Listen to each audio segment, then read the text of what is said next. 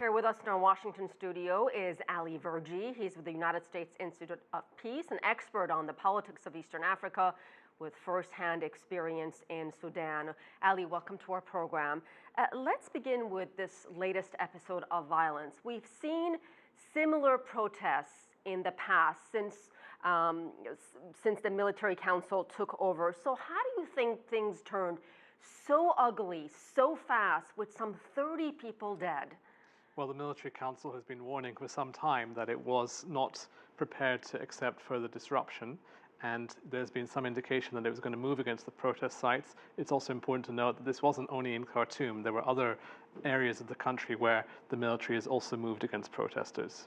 Reports we're hearing from the area, we're hearing that it was the Rapid Support Forces, or RSF, that played a role in this violent outbreak. Can you tell us, Aly, who these people are? Are they a branch of the military in Sudan? Who are they?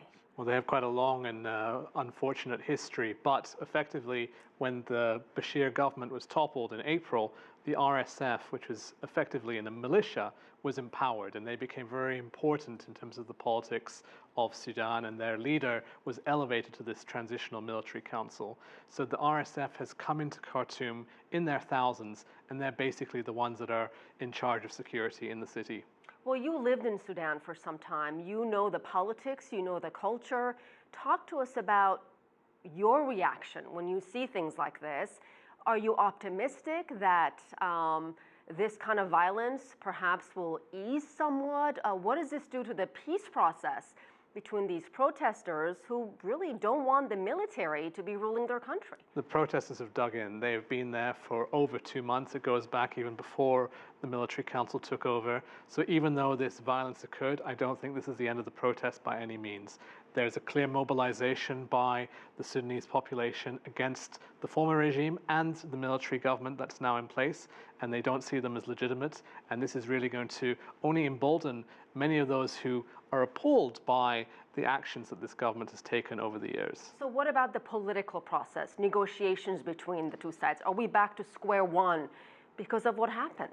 I think it's going to take time for the military to establish that it can be trusted, and that's going to be difficult, therefore, to get any talks to resume in the near future. But ultimately, the military can't kill all Sudanese. It can't kill everyone in Khartoum. They'll have to concede and have to make some concessions to the protesters' demands. What about, Aly, the part that this crackdown followed a series of meetings between the military leaders in Sudan and leaders of Egypt, Saudi Arabia, and UAE? All three, we should say, were supporters of Omar al-Bashir's regime. Yes.